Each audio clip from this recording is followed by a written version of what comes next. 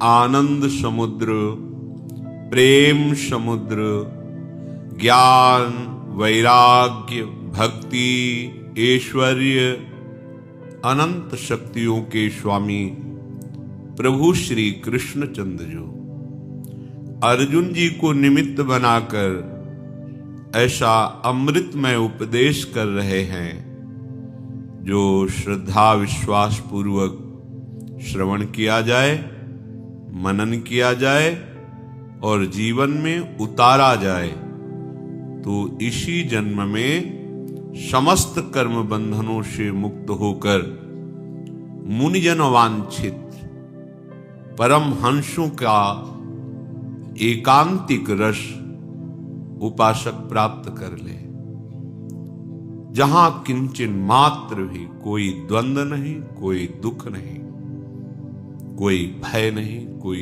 अशांति नहीं। यही हमारी मनुष्य जीवन की सार्थकता है कि हम इस जन्म में ऐसी स्थिति प्राप्त कर ले कि हमें कोई भय स्पर्श न कर पावे, कोई दुख स्पर्श न कर पावे।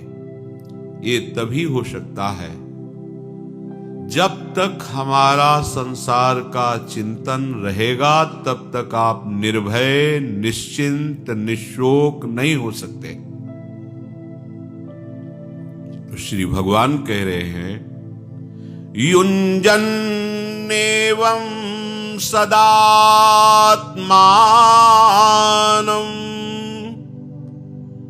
योगी विगत कल्मषः सुखेन ब्रह्म संस्पर्शे मद्यन्तं सुखमश्नुते।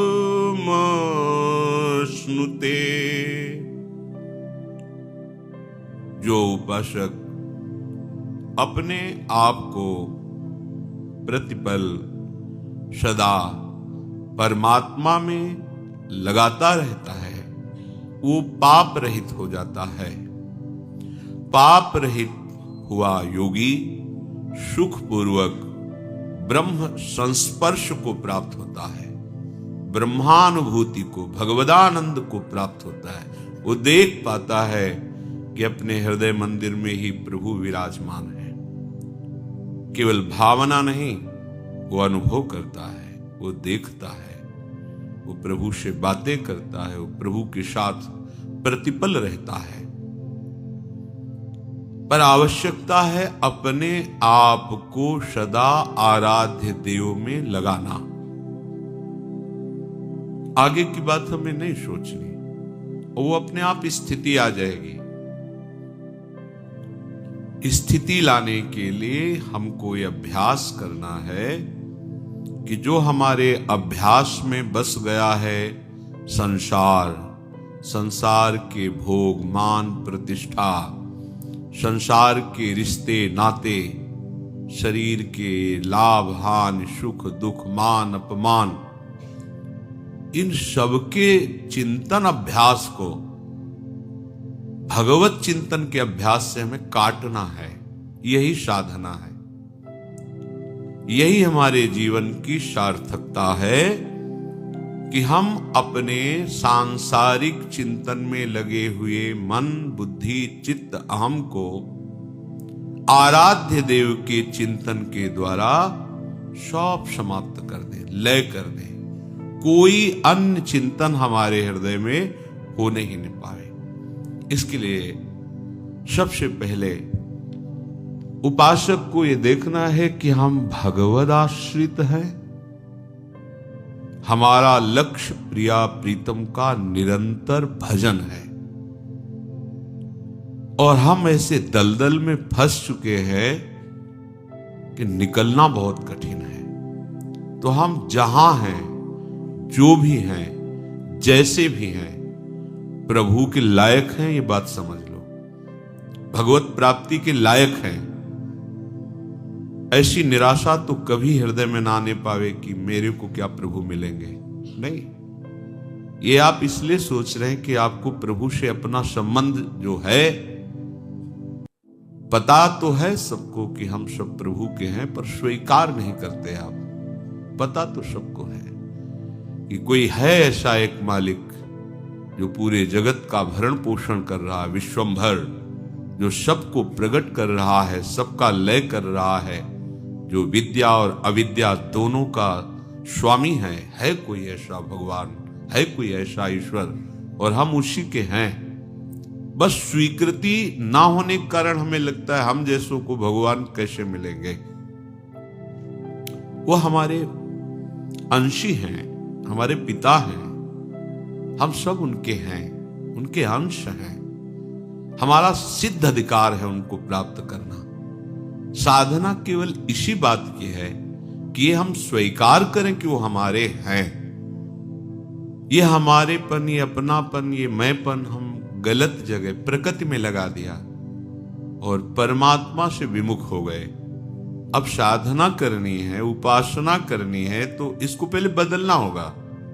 प्रभु की सन्मुखता और संसार की विमुखता, प्रभु का आश्रय और संसार के आश्रय से रहित होना। हमें प्रार्थना करनी प्रभु से कि सत्संग सुनकर, शास्त्र स्वाध्याय कर पता चला आपका आश्रय, आपका निरंतर चिंतन ही सार है। पर प्रभु मैं ऐसे दलदल में फंस गया हूं, जैसे श्री प्रहलाद जी महाराज कहते हैं नरसिंह भगवान से कि हे नाथ, जैसे एक पुरुष की बहुत पत्नियां हों और वो सब अपने अपने शयन गृह की तरफ घसीट रही हों उस पुरुष को, तो उसकी क्या दुर्दशा है ये वही जानता है। ऐसी ही हे नाथ, इस संसार दलदल में फंसे हुए जीव की दुर्दशा है। नेत्रेंद्रिय उसे रूप की तरफ घसीट रही है, शब्द श्रवणेंद्रिय शब्द की तरफ, त्वगेंद्रिय स्पर्श की तरफ, रसेंद्रिय रस की तरफ, आदि आदि। नाथ वो कैसे शांति को प्राप्त करे? इस संसार चक्र में पिसते हुए जीव को बचा लो प्रभु।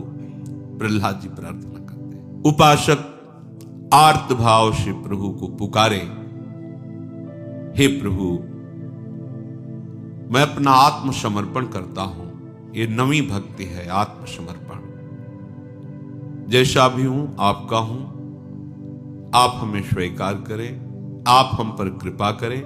उस कृपा का स्वरूप हम केवल इतना ही चाहते हैं कि कुछ और याद ना आवे, बस आपकी याद में, आपकी स्मृति में, आपके भजन में मैं निरंतर डूबा रहूं। हे करुणामय, हे स्वामी, अनन्य अवलंबन,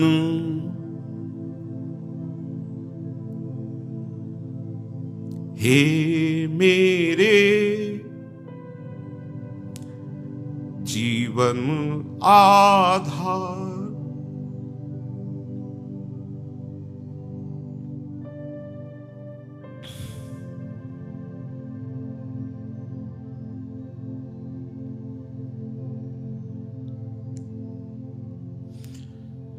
हे स्वामी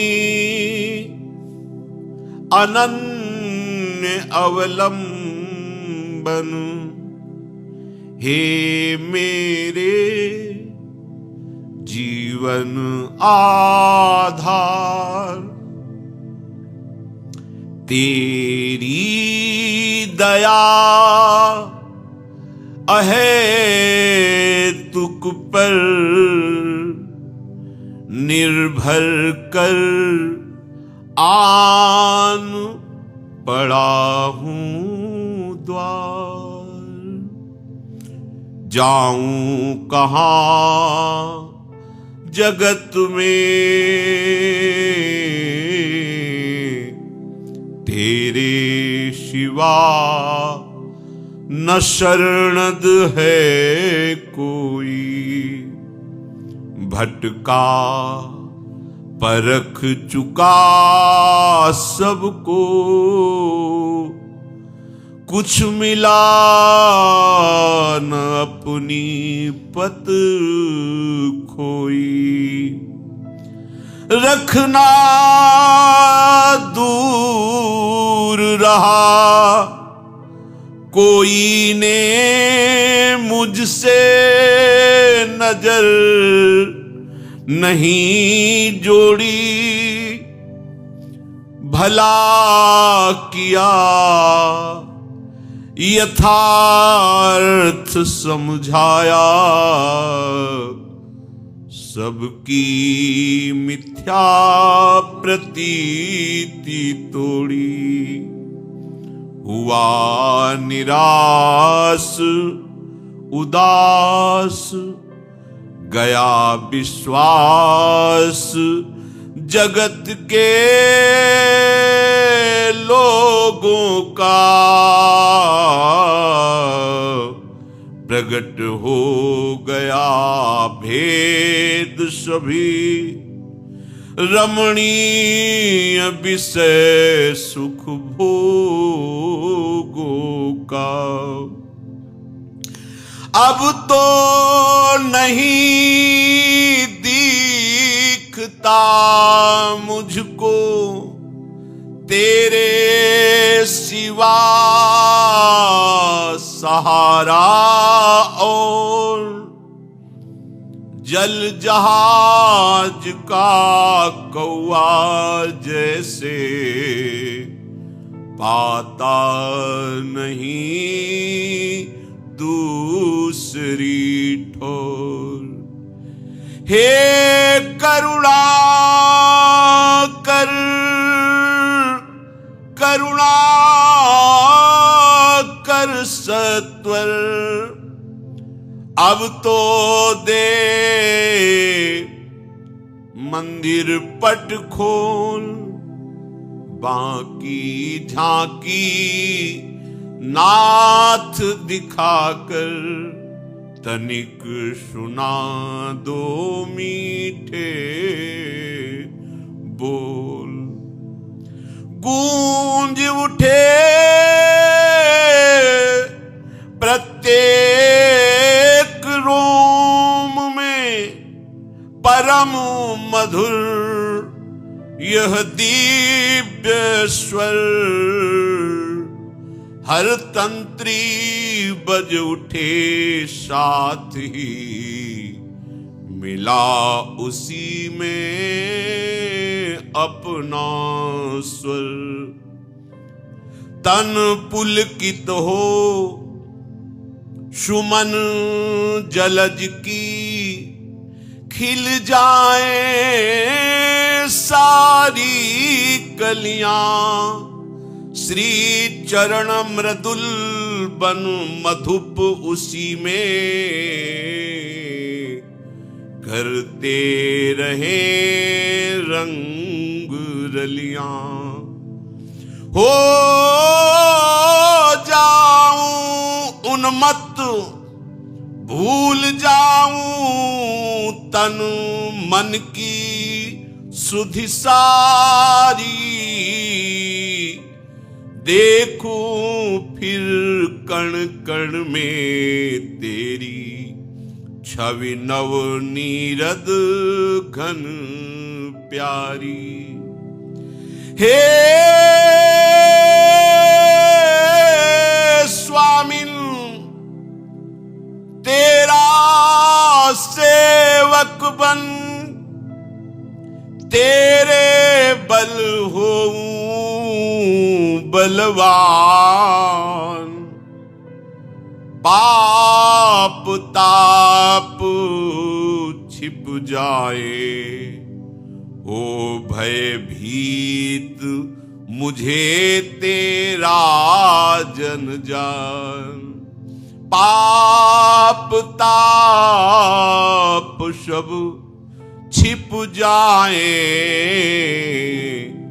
हो भयभीत मुझे तेरा जन जान। हे स्वामी अनन्य अवलंबन, हे मेरे जीवन आधार, तेरी दया है तुक पर निर्भर कर आन पड़ा हूं द्वार। हे स्वामी,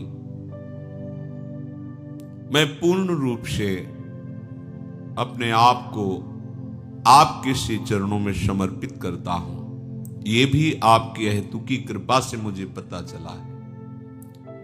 अब मैं निर्भर हो गया हूं आप पर, निर्भर, पूर्ण रूप से आश्रित। किसी वस्तु, व्यक्ति, स्थान, साधन का भी बल नहीं, एकमात्र अपने आराध्य देव का बल। बस आपके चरणों में आ पड़ा हूं, आपके बल से, आपके भरोसे से। कहां जाऊं जब कोई आपके समान ही नहीं, तो आपसे बड़ा कौन हो सकता है। यहां कोई भी ऐसा नहीं है जो हमारी दीनता सुन करके हमें स्वीकार करे, क्योंकि जिसे देखता हूं वो खुद असमर्थ है। कोई समर्थ नहीं कि हमें काल से बचा सके, मृत्यु से बचा सके, काम, क्रोध, लोभ, मोह, मद, मत्सर इनसे बचा सके, क्योंकि जितने हैं सब खुद इनके पंजे में फंसे हुए हैं। कहां जाऊं? तुम्हारे सिवा कोई ऐसा शरणद है ही नहीं, शरण देने वाला, कि अवगुणी, नीच, अधम, किसी योग्य नहीं और उसको हृदय से लगा ले, ऐसे तो सिर्फ आप हैं। दूसरा कोई है ही नहीं ऐसा। दूसरे तो गुणवान का आदर करते हैं, रूपवान का आदर करते हैं, जो किसी काम लायक होता है उसका आदर करते हैं। पर नाथ, जो किसी योग्य नहीं है उसको आप हृदय से लगा लेते हैं, उस दैन्य को अपने हृदय का हार बना लेते हैं। हे करुणा, में बहुत भटक लिया, बहुतों से प्रीति करके देख लिया, परखा, कुछ नहीं मिला, समय बर्बाद हुआ और अपनी लाज खोई। रखना तो दूर रहा, कोई मुझसे नजर भी नहीं मिलाई प्रेम की। जब तक स्वार्थ रहा तब तक वो लगता था कि हमें प्रेम कर रहा है। जब हम उसके काम लायक नहीं रहे, स्वार्थ लायक नहीं रहे, तो नजर चुरा ली, कोई बात भी करना नहीं चाहता। भला किया, यथार्थ बात आपने कृपा करके समझा दी। नाथ, ये जो झूठा अभिमान लिए हुए थे कि मैं विद्वान हूं, मैं ज्ञानी हूं, मैं धर्मात्मा हूं, मैं अमुक हूं, मेरे अमुक जन है, मेरे परिवार में ऐसे, मेरी ऐसी संपत्ति, ये झूठी प्रीति और प्रतीति का आपने पर्दाफाश कर दिया। यदि आप कृपा न करते तो इसी में फंसा पूरा जन्म चला जाता। भला किया, अब मैं समझ गया हूं प्रभु। सब जगह से निराश होकर, उदास होकर, सब जगह से अपने विश्वास को हटा करके, जगत के लोगों से, जगत के भोगों से, ये रमणीय विषय सुख केवल दिखते हैं, परिणामता बड़ा दुख रूप है, आपने समझा दिया। नाथ, अब तो बस आप ही मेरे सहारे हो। जैसे समुद्र में, जल जहाज में बैठा हुआ काक कितनी भी उड़ान भरे, विश्राम उसको वहीं आकर मिलेगा, ऐसे ही नाथ, ये मन चाहे जितना भाग ले, इसको विश्राम तो आपके श्री चरणों में ही मिलेगा। इस भव समुद्र में कहीं उसको विश्राम नहीं मिल सकता। आपके श्री चरण रूपी जहाज का ही ये विश्राम स्थल इस मन को मिलेगा, नहीं तो कहीं विश्राम नहीं है। हे नाथ, अब तो करुणा करो, आपकी शरण में आ गया हूं, थोड़ा मीठे बोल बोल करके हमको संतोष तो दो कि मैंने तुम्हें स्वीकार किया, तू मेरा है। अब तो ये माया का पर्दा हटाकर बाकी झांकी करा दो, जिससे हमारा हृदय नाच पड़े कि हम प्रभु के जो हैं ऐसा स्वीकार किया, तो मेरे प्रभु भी स्वीकार कर रहे हैं, क्योंकि वो मेरे नेत्रों के सामने हैं, मेरे हृदय देश में प्रकाशित हैं, कण कण में प्रकाशित है। हे नाथ, ये मेरा मन रूपी भ्रमर आपके चरण कमल के पराग का पान करके उन्मत्त हो जाए। हे नाथ, तन पुलकित रहे, मन आपके चिंतन में सदैव प्रसन्न रहे, मैं भूल जाऊं अपने शरीर को, शरीर संबंधियों को, शरीर के भोगों को, बस केवल आपकी शुद्धि रहे। जिस कण को देखूं उसमें हे श्याम घन आप दिखाई दो, आपकी प्यारी छवि कण कण में मुझे अनुभव में आने लगे। हे नाथ, हे स्वामिन, बस केवल मैं आपका सेवक हूं, आपके बल से ही मैं बलवान हूं। ये जितने भी पापाचरण कराने वाले दुष्ट काम क्रोध लोभ आदि हैं, ये दैहिक दैविक भौतिक ताप है, ये सब इस बात से भयभीत हो जाएं कि मैं आपका दास हूं, आपके बल से बलवान हूं, आपका सेवक हूं और निरंतर आपका चिंतन बने। ये हमें हृदय में ये देखते रहना है कि जितने भी विषय भोग, जितने भी पदार्थ, व्यक्ति, वस्तु, स्थान, ये सब मायाकृत है। मायाकृत जो है नहीं पर अच्छे से दिखाई दे रहा है, ऐसा लग रहा है कि हम इसे भोग रहे हैं, हमें सुख मिल रहा है, पर है नहीं। जैसे स्वप्न में ऐसा लग रहा है मैं बहुत अच्छे अच्छे पदार्थ पा रहा हूं, पर है नहीं। स्वप्न में लग रहा है बड़ा दुख है, पर है नहीं। ऐसे ही ये जितने पदार्थ, जितने व्यक्ति, जितना ये आस विश्वास भरोसा, ये सब मायाकृत है। मैं समझ जाऊं ये जो मायाकृत सुख को भोगने के लिए उतावलापन है, आरंभ में ये अमृतोपमम, अमृत जैसा लगता है, परंतु इनका परिणाम जहरीले जहर से भी भयंकर है। तुम्हें अभी समझ में नहीं आ रहा। परिणामे विषम्यु, संसार का संबंध, संसार का भोग, ऐसा लगता है कि अमृत है प्रारंभ में, पर इनका परिणाम विषम्यु, ये विष से भी बड़ा जहरीला है। विष तो एक शरीर को नष्ट करेगा, पर यह विषय अनेक जन्मों के संस्कार अंदर रख लेते, अनेक जन्मों तक परास्त करते रहते हैं।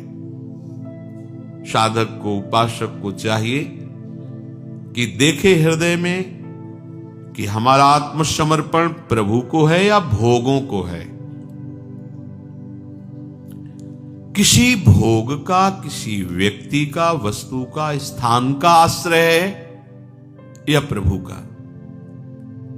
अपने जीवन में सदैव देखते रहना चाहिए, हमारा जीवन भगवत परायण है या भोग परायण है।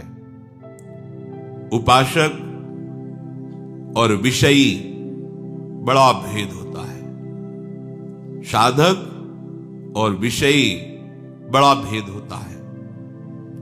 क्योंकि उपासक की प्रत्येक कर्म, प्रत्येक चेष्टा केवल प्रभु के लिए होती है।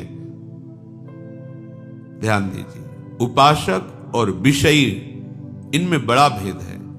उपासक की प्रत्येक चेष्टा, प्रत्येक कर्म केवल अपने आराध्य देव की प्रसन्नता के लिए होता है। हमारा आराध्य देव प्रसन्न रहे, हम कहीं उनके प्रतिकूल आचरण ना कर बैठे, ये उपासक की वृत्ति रहती है। और विषयी पुरुष का प्रत्येक कर्म भोग होता है, उसका चिंतन भोगों का, कर्म की चेष्टा भोगों की, तो परिणाम महाविष होता है, बड़ा दुख अशांतिमय होता है। विषयी विषयों से आसक्त होकर के राग द्वेष पूर्वक पूरा जीवन जलता रहता और मरने के बाद नरक यंत्रणा को भोगता है। साधक इन द्वंद्वों को सहता हुआ शांति के मार्ग में आगे बढ़ता हुआ प्रभु के परम पद को प्राप्त होता है। द्वंद्वों को सहता हुआ प्रारंभ में उसको ये जलन सहनी होगी, मान अपमान की, दुख सुख की, लाभ हानि की परवाह न करते हुए निरंतर भगवद आश्रित होकर भजन परायण, तो उसकी शांति बढ़ती चली जाएगी और वो परम शांति परम पद में उसे आरूढ़ कर देगी। विषय चिंतन करता हुआ, विषय भोग करता हुआ, राग द्वेष से जलता हुआ परिणाम नरक यंत्रणा का भोग प्राप्त करेगा। उपासक बनने का अर्थ ये नहीं है कि उसको ये अभिमान हो जाए कि मैं सबसे श्रेष्ठ हूं। ये बहुत घातक बात है। उपासक की तो वृत्ति होनी चाहिए तृणते नीच अपनपो कहे, अपने को सबसे छोटा समझे, तृणादपि सुनीचेन। ये बड़ी भारी भगवत प्राप्ति में रुकावट की बात है कि मैं इन सबसे कुछ अलग हूं, श्रेष्ठ हूं। जहां ये बात आई, दूसरे में दोष दर्शन शुरू हुआ, साधक का नाश हो जाता है, अर्थात तो साधना से भ्रष्ट हो जाता है। बहुत ध्यान देने योग्य बात है। दूसरों में अपने आराध्य देव को देखकर अपने में सदैव सेवक भाव रखना, सबको मन से प्रणाम करना, दूसरों को तुच्छ मानना, दोषी मानना, अपने को गुणवान और श्रेष्ठ मानना, ये परमार्थ के पथिक के मार्ग में भारी रुकावट है। वो आगे नहीं बढ़ पाएगा। अगर एक छोटी सी ऐसी वृत्ति हो तो उसका त्याग कर दो।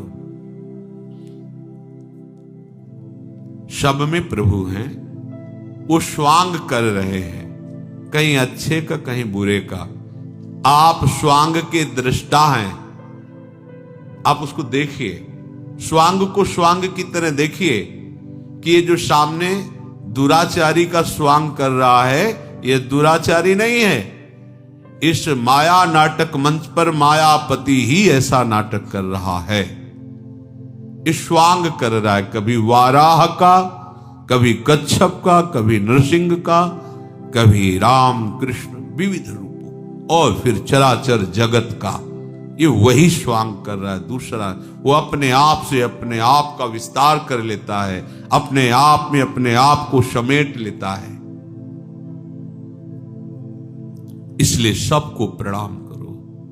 गोस्वामी तुलसीदास जी, सिय राम मैं सब जग जानी, करहूं प्रणाम जोर जुग पानी। सबको सर्वान्वस्ततया निरीक्ष परम स्वाराध्य बुद्धिर्मम। मेरे आराध्य देव ही सब रूपों में स्वांग कर रहे हैं। उपासक किसी को भी ऐसे वचन, ऐसी चेष्टा ना करे कि उसके हृदय को पीड़ा पहुंचे। विद्या के अभिमान में, त्याग के अभिमान में, भजन के अभिमान में, धन के, जाति के, साधना के, भक्ति के, ज्ञान के किसी अभिमान में आकर किसी को ऐसी चेष्टा, ऐसे वचन ना बोले।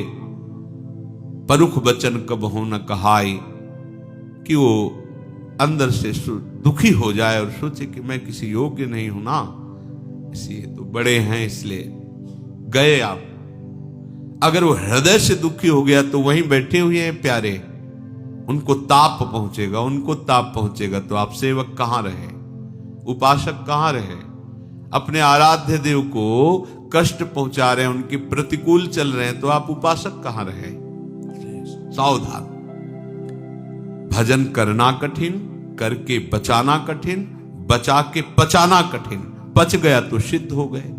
ये भजन के भारी विघ्न हैं, इसलिए सावधान रहो। कभी इस तरह का कोई अभिमान भक्ति का, भजन का, ज्ञान का, विद्या का, धन का, रूप का, महत्व का बिल्कुल नहीं छू जाना चाहिए। अगर आपको ऐसा कभी लगे तो उसकी पहचान है, जब दूसरों में हे भाव होने लगे तो समझ लेना आपको अभिमान आ गया है। जब दूसरों में अपने से तारतम्य मिलाने लगे कि मेरे में तो ये गुण है, देखो इसमें ये दोष है, तो आपको अभिमान आ गया है। भक्ति महारानी कैसे टिकेंगी आपके हृदय में। विद्या रूप महत्व कुल धन यौवन अभिमान सट कंटक देखे, जहां राहे न भक्ति निदान। ये बड़े बड़े कांटे हैं, इन पर भक्ति महारानी कैसे सुकोमल चरणों से चलकर तुम्हारे हृदय में आएंगी? नहीं आएंगी। अभिमान छू न जाए। वृंदावन ई विधि बसे तज के सब अभिमान, यही सब अभिमान। उपासक को अभिमान से दूर रहना चाहिए। कभी ऐसी कोई बात अपने में दिखाई दे सद्गुण की तो समझ लेना अभिमान आ रहा है।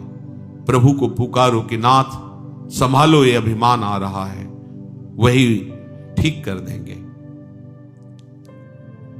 अपनी उपासना से हटे नहीं, किसी की उपासना को नीचा समझे नहीं, अपने को कोई गलत कार्य करना नहीं, दूसरा कोई गलत कर रहा है तो हमारा आराध्य देव अंदर से भाव रखना है, बाहर से व्यवहार नहीं रखना। बाहर से संभाषण भी नहीं करेंगे, अंदर से आराध्य देव का भाव रखकर न उसकी निंदा करेंगे न उसकी स्तुति करेंगे।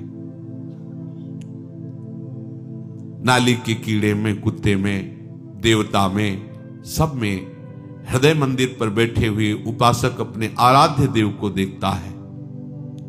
किसी से भी घृणा, किसी से नीचापन, किसी को पापी, किसी को महान दुराचारी, ये हमारा दर्शन नहीं होगा, हमारा दर्शन नहीं होगा। इसलिए महाप्रभु स्पष्ट शब्दों में कह रहे हैं, ये क्रूरा अपि पापिनो न च सताम संभाष्य दृश्यास्ते। देखने योग्य नहीं है, बात करने योग्य नहीं है, ऐसे क्रूर हैं।